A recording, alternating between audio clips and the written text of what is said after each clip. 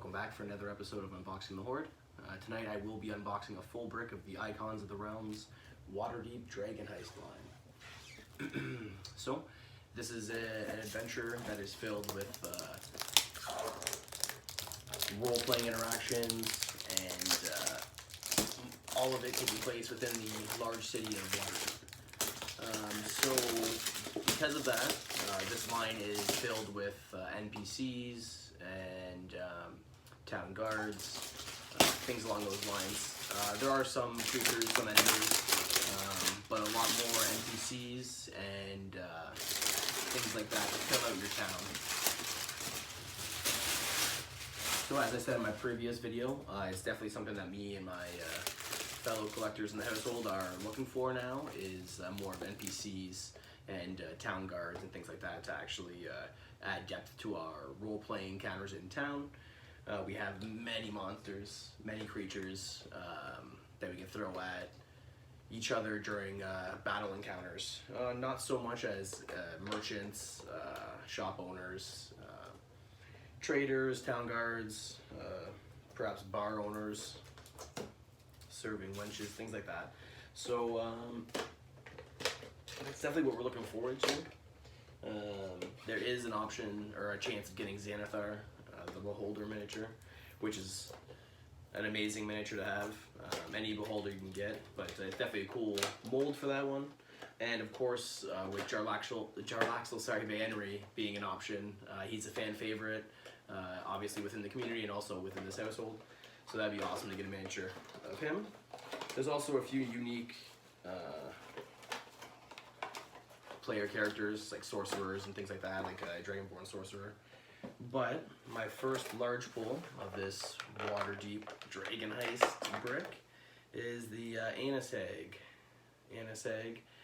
So these are actually the most physically powerful and formidable of the hags.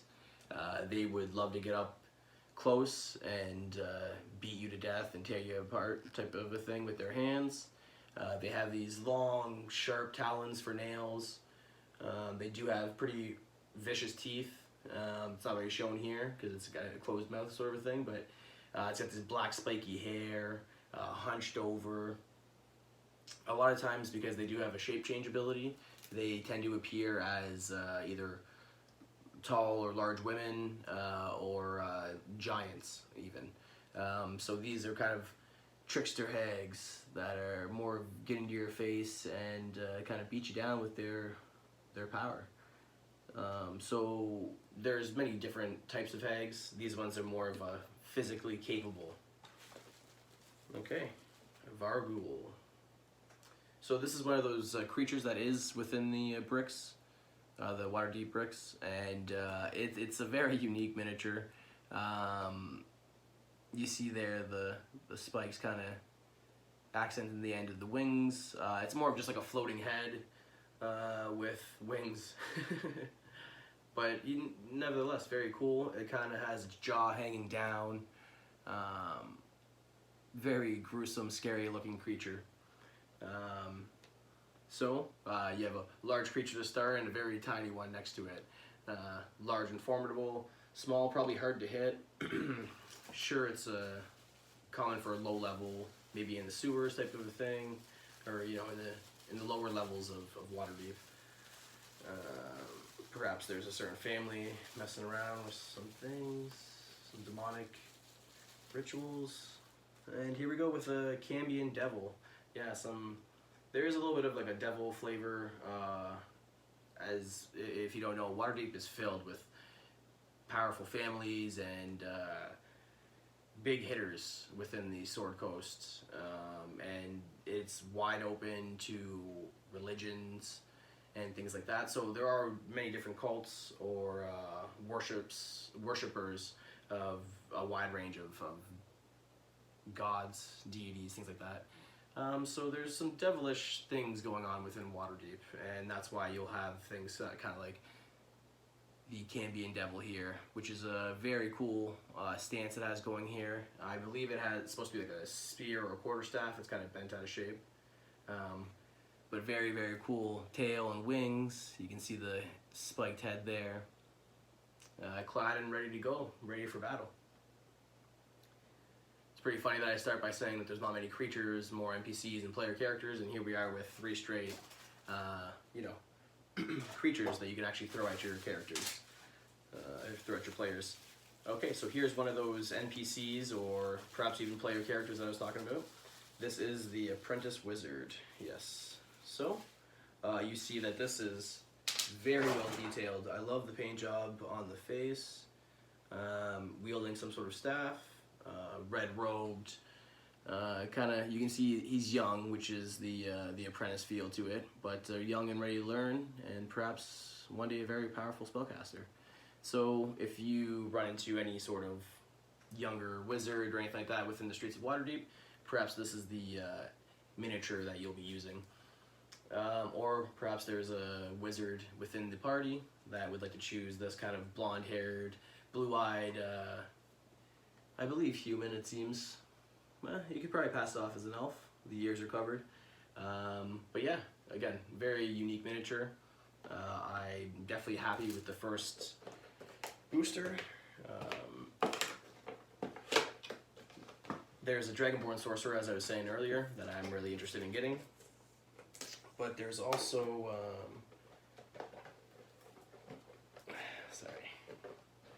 Volothamp Gadarm, which is, you know, the writer and author of, the author of Volo's Guide.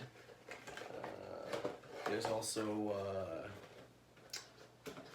Durin, which is the owner and operator of the Yawning Portal, which, if you're in Waterdeep, you may be in the streets of Trollskull Alley, you may be having a few drinks or catching up with some friends at Yawning Portal or one of the other taverns, or you may be getting summoned by the Blackstaff herself, Vajra, and no matter what, you're going to want guards, NPCs, things like that to fill it out so that these encounters can still happen. And not all of them, like I said, were battle encounters, so you can have, at the beginning of the campaign, maybe perhaps within the Young Portal, you run into a certain author just returning from his book tour. And so this is Volothamp Gadarm, and you can see that he even has a book in his hand, kind of always reading, always writing, always keeping track of the going-ons around him. So again, amazing NPC to have. He is a well-known character within the D&D lore, even as an author of a certain book that has been published by Wizards of the Coast. So again, very recognizable character. You can always just use a stand-in if you don't have this many, but now, when my party runs into this very recognizable figure, I can put him in the tavern, put him in the street, and have them interact with him with the actual depiction that would fit the description within the book. So, really, really happy with that. Let's see. And what do you know? The Dragonborn Sorcerer that I was hoping for. So already I'm very pleased with these pulls. So this is the Dragonborn Draconic Sorcerer. I don't know if that really had to be said as Draconic Sorcerer, but I guess they could have chosen a different background. But you see that it's wielding here a staff in one hand and some sort of, yeah, another wand in the other hand. So nice, very cool designed robes. Again, it's not just a straight up and down standing there doing nothing. He's kind of turning back and casting with his staff, with his wand, sorry, while still wielding his staff in the other hand. Amazing detail on the head of this Dragonborn. I really love it. Even the feet kind of have the talon-looking heel parts to them. Little pouches on the robes. One of the very, very well-detailed and well-painted miniatures that are a part of this this lineup. So I'm definitely loving them so far. Let's see what the final small pull is from the second booster here.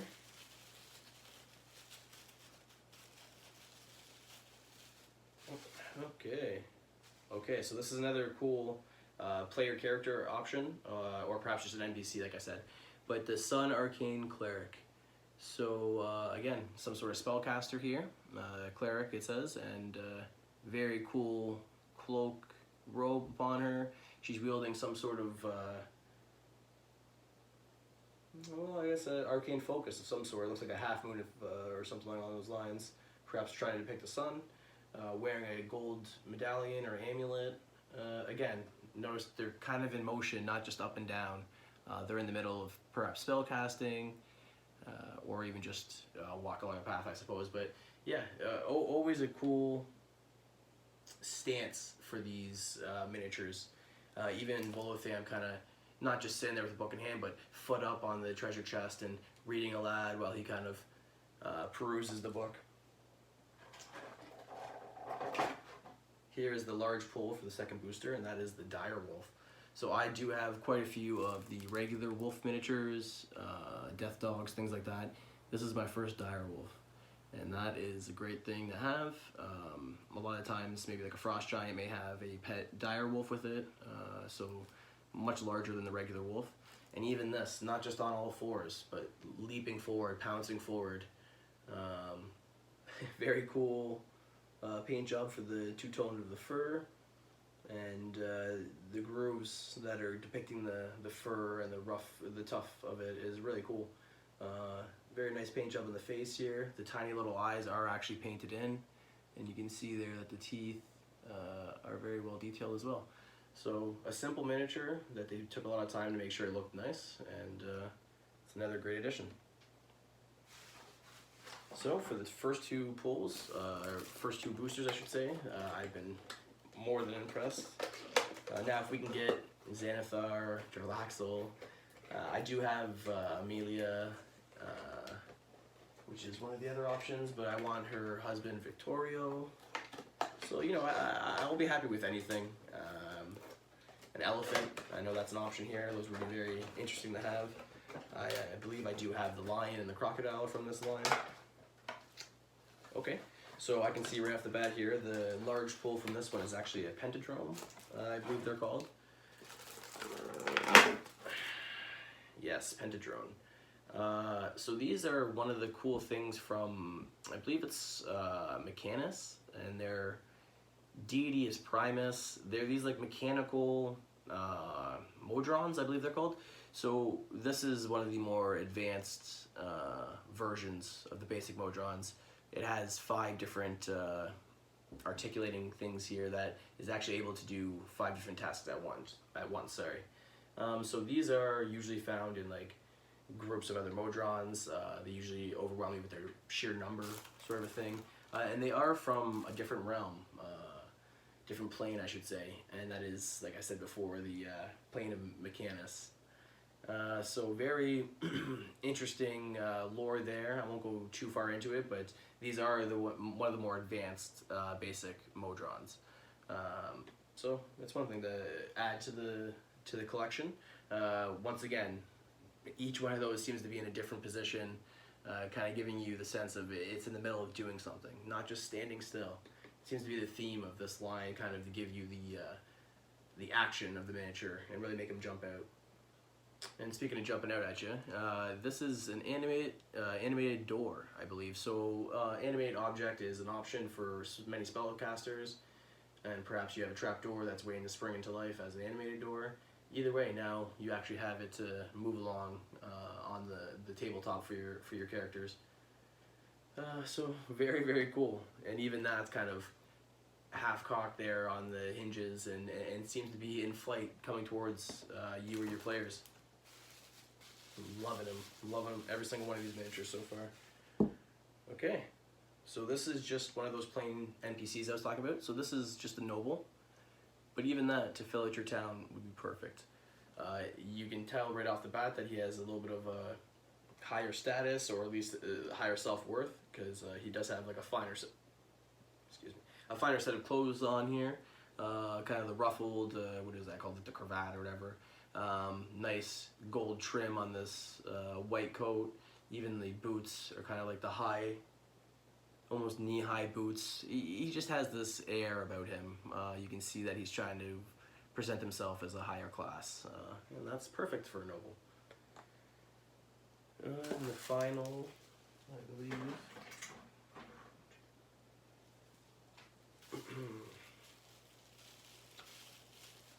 Okay, so this is another great addition. So this is just a plain old merchant, sorry, and but look at the detail they put into this. So he has some sort of head wrap on, holding a scroll. Maybe it's his inventory list.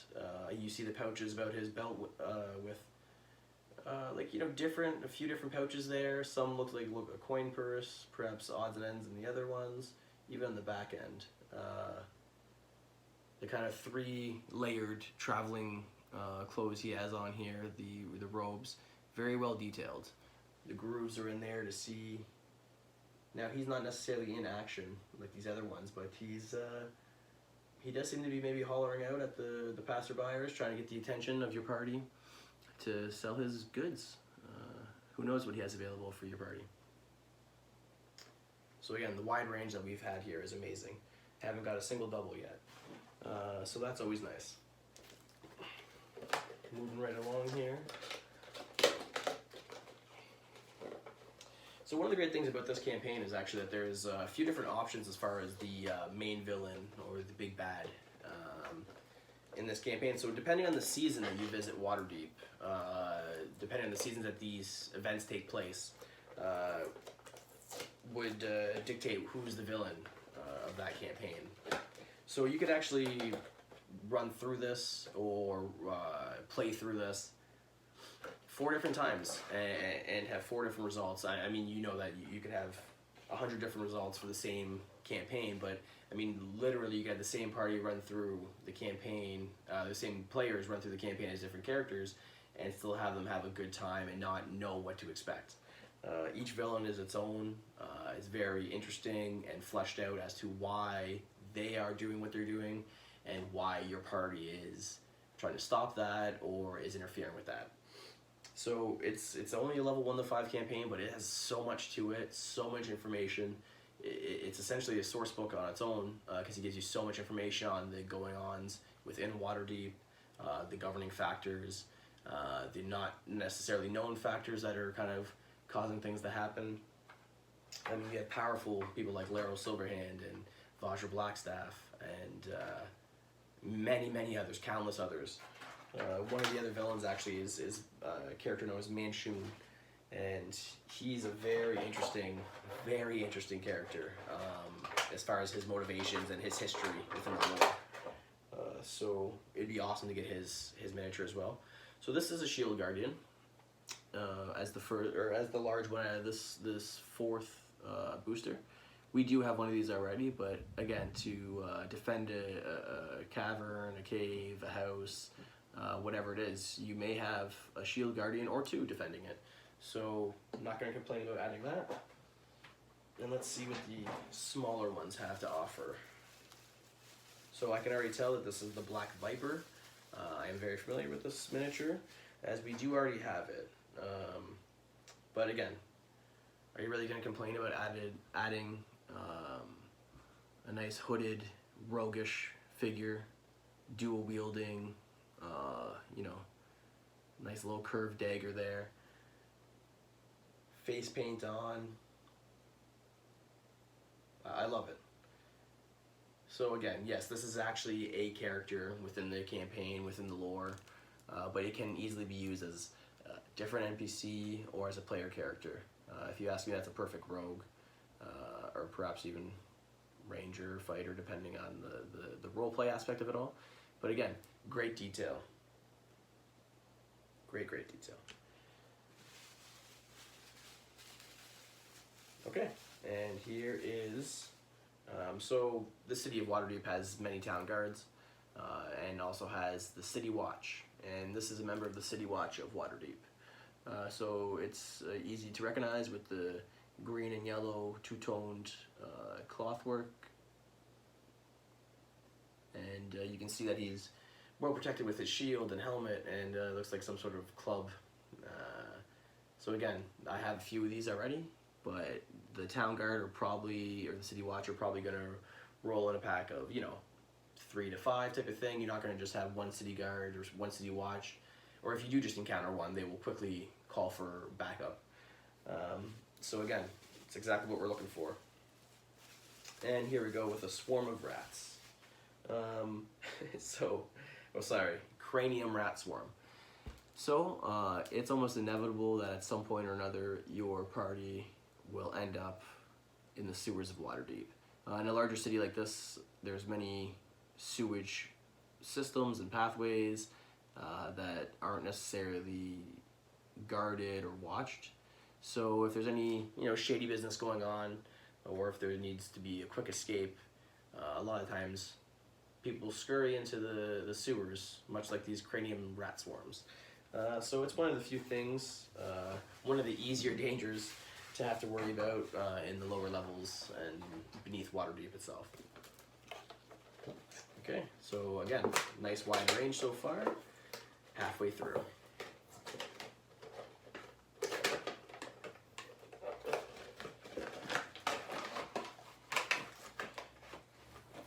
Okay. So the large, or in this case medium pool, was a lion. So it's cool to see some of these animals actually put on the table as miniatures. Of course, we all know what a lion is. It'd be pretty easy to describe. But whenever you start down the path of tabletop and miniature 3D terrain type of thing, you're going to want, as much as you can, the right number that are going to be in the encounter. And I don't know how much a one lion versus a regular, even low-level party would be. It wouldn't be that difficult. So you throw 2 lions, maybe that starts becoming a more difficult encounter. But that's an awesome addition. The main on it is really where most of the detail is. There's not much else going on with it, but even that, not just laying there, it's paws up, ready to maybe claw, swipe at whatever's coming near it. But yeah, so that's a nice addition. Okay, and here is a were-rat. So this is a, there's many different plagued individuals within Waterdeep and within Faerun and Sword Coast itself. Were-boars, were-rats, obviously werewolves, were-boars, were-bears, if I didn't say that already. Yeah, so this is one of the were-rats, and it looks a little ferocious with its little rat face and claws exposed, and to add on top of it, it has a nice little long sword there too, or a little short sword there to stab at you if you get too close. Yeah, so I don't have one of those yet, so that's a great addition as well. Okay, so here is Mert. So this is another NPC within the campaign, part of a faction, group of people, and I forget the name of the group right now, but if you were looking for a money lending situation, they would most likely point you in the direction of Mert, and he's a money lender, loaner that could fill your pockets if the need be. Now of course there'd be a repayment and a price, but nevertheless you can use this as many different NPCs. I doubt it would be a player character, although who knows, maybe you're going with a little bit of an elderly, maybe past his prime adventurer, and that's the one they choose. I do know that in the D&D encounters, the weekly encounters on D&D Beyond, James Heck, I believe is the author, he used this as kind of the mayor of one of his early encounters, Rex Griffith, I believe, from Rex's Farm. But anyways, so like yeah, you can use this interchangeably with any NPC that you have them running into.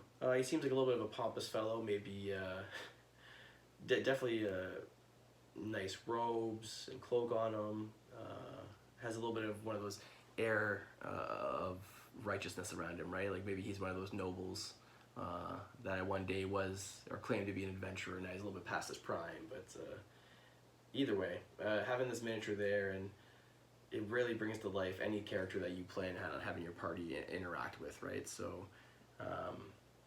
it's sometimes hard to role play every NPC to kind of give that each one of them is different and has their own motivations, but when you can put the miniature on the table in front of yourself and your party, it kind of helps remind you who they are, what they're about, kind of keep you on track as far as how they would act.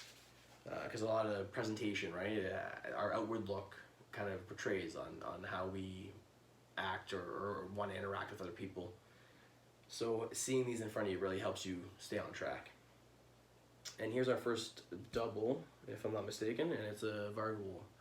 So again, most likely not going to just encounter one of these. So now we have 2 of them to throw on the encounter table. All right, so we're gonna get in there.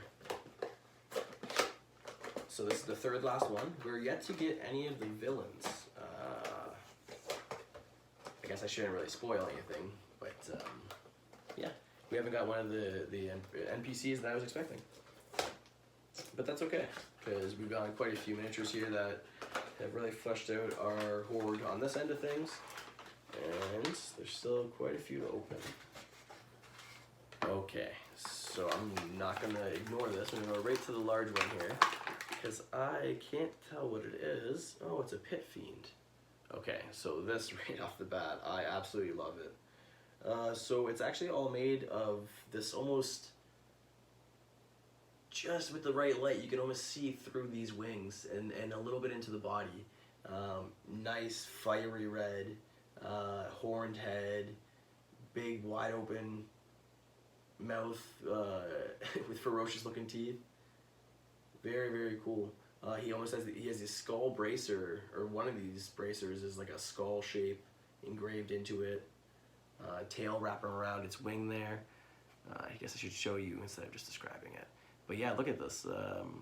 There's that bracer I was talking about with the, you can kind of see the skull face on it. The scary looking face on this Pit Fiend, and its claw kind of up and ready to attack. In motion, up in the air, as you can see, kind of elevated off the base here. Very, very cool. I had mentioned that there was some devilish things going on within the streets of Waterdeep. And this kind of adds to that effect there. Okay, let's see what else we have in this. Okay, so we do have another Cambion Devil, but this one is a variation, because the last one had that staff or spear that was a little bit curved there. This one seems to be shooting some sort of maybe firebolt or burning hands, some sort of magical devilish power out of his left hand there, or perhaps out of her. But yeah, nice spiked shoulder pieces on the breastplate there. Very, very cool design to it and detail on it. Once again, not just standing there, in action, ready to attack. So cool little difference between the two. So yeah, they're the same, but they're different, right? And that's a very cool pose for both of those. Okay. So here we have just a regular old spy, but look at even this. So you have this hooded and kind of half-masked fellow with the dark robes and traveling cloak, dark leather armor. He's just up to no good with this cool looking sword, or maybe a long dagger in his hand. No, I guess that would be a short sword of some sort. But yeah, so you're not gonna you're not gonna go through the back alleys of Waterdeep without running into a few questionable people. And sometimes those people don't want to necessarily be seen and described back to the city watch or the city guard. So you'll find a lot of people are running the back alleys kind of with their hood up and their face covered. So this is a great NPC or enemy you can throw at your characters. But either way, definitely useful. And I can see that the package is the Sun Soul Monk. Yep, the human Sun Soul Monk. So I absolutely love this as a player character. So of course it could just be an NPC that they meet too, but this darker skinned monk has his hands wrapped up, no sleeves on, kind of open chest. Yeah, I think this is a cool stance, kind of telling you, oh yeah, you want to step to me? Well, let's do this. Anyone that's played a monk or DM'd against the monk, if you will, you know that they're tough to combat, and there's no doubt in my mind that if that's a player character, that character's gonna have a fun time. So we're down to our last two. We have such a wide range here that even if I don't get one of the Bannery or the Manchun, I won't even be that disappointed. We got quite a few NPCs here, a few PCs as well, and then considering there wasn't many options for creatures or monsters, we have a nice range of that. Pit Devil is amazing.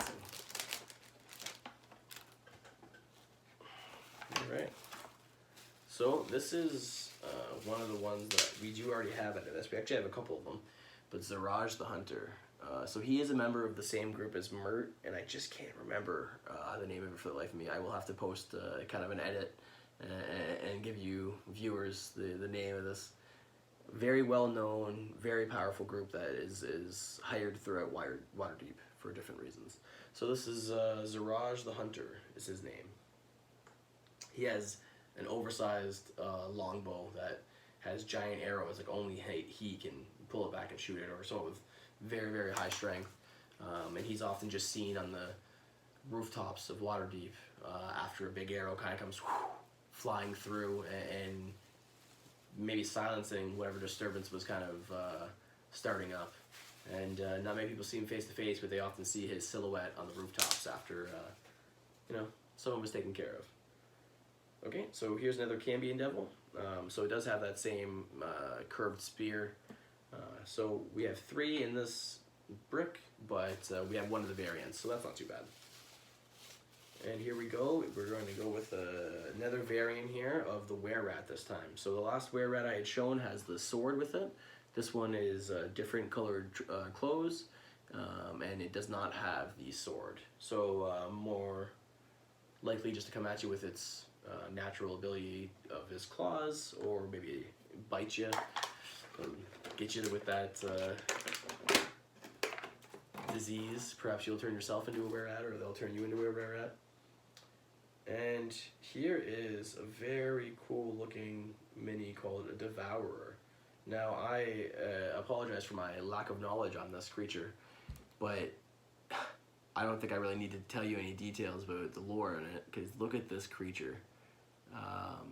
It just looks creepy.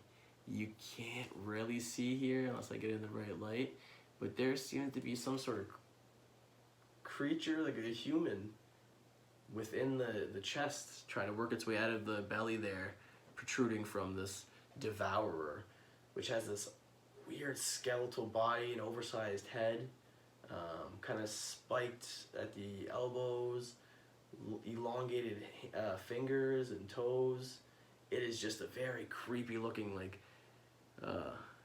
Tales from the Crypt-like creature, barely held together in the back here. So I'll have to look into the lore on this before I drop it on the table for my party, but that is definitely something that would give my wife nightmares, at least. There's a few things that are off limits as far as campaign ideas, and something tells me that that's not going to be on the table right before bed.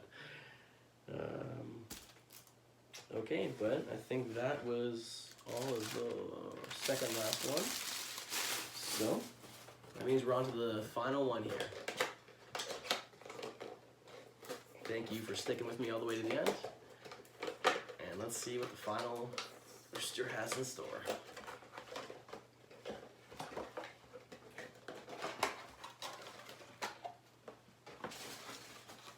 Alright, so right off the bat I can already tell that this is Renaer Neverember.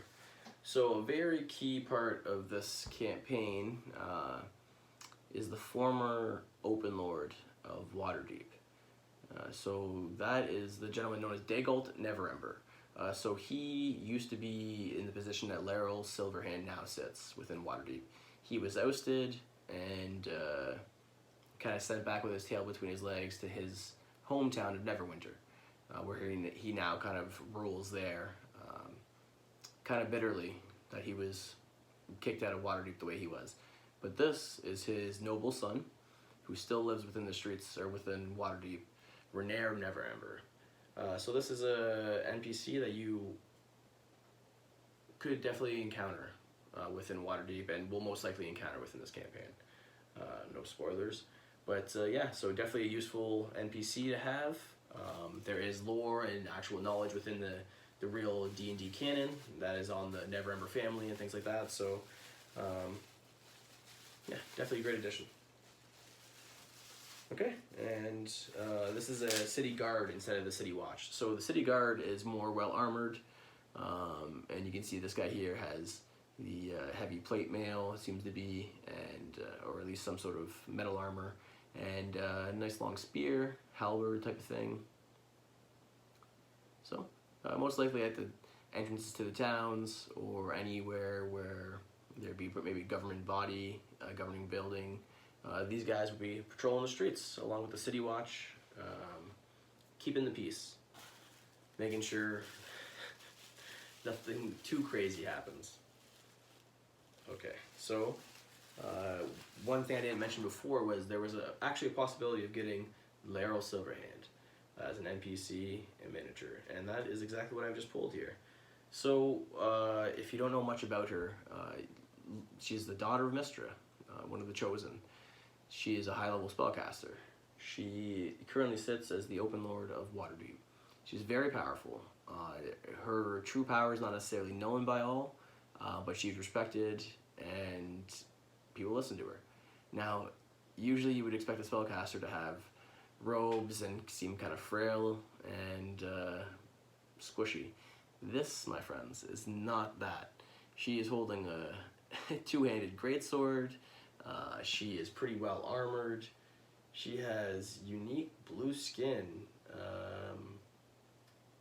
and her hair goes down past, it goes down basically to her ankles. So I mean, this is very, very telling on what kind of power to expect from this character within the lore. So I mean, if they know anything about her, that's great as far as player knowledge, but character knowledge is another thing. But this will stop them from turning into murder hobos. You put this person in front of them and you kind of allude to the true power and the true nature of her, and they will second guess, maybe crossing her, and they will listen when she offers them help or suggests something to them. So that is amazing. I really, really am happy with that. So didn't get any of the true villains of the campaign, but definitely got one of the key figures throughout all of the Sword Coast, and definitely within Waterdeep. And then as the final medium special pull, we get another animal just to add to the collection, and it's a straight up just brown bear. But again, it's very useful, especially lower level adventures, encounters. If you have rangers or druids or anything like that, a ranger might want to befriend this, a druid might turn into this, same with the lion, the direwolf, things like that. So it's always great to have these extra animals that you wouldn't necessarily consider as like a great miniature to get in a pool, but if you can have these options for your characters, for your players' characters to actually turn into or interact with, it's always awesome. So add that to the rest of these amazing miniatures, and I am thrilled with what we've gotten here today. So we got Volo, we have Laeral Silverhand, we have Mert and Zaraj, we have the Black Viper, we have Rhaenyra and Neverember, and then as far as town guards, we got a city guard, a town watch. We also got a few possible player characters, and the sorcerer and the apprentice wizard. Yeah, all in all, this was an amazing brick to pull, with some very cool monsters in the hag and the once again the pit fiend. So not only did I get exactly what I wanted in the characters and the NPCs, but I also got a few new monsters to kind of think of how I can throw out my party when it comes time to once again DM for them. So thank you again for watching here today, and I'll do my best to get as much content out as I possibly can. Make sure you like and subscribe to my channel, and check out the Lord of the Hoard on Instagram, and I'll post some up close pictures of these.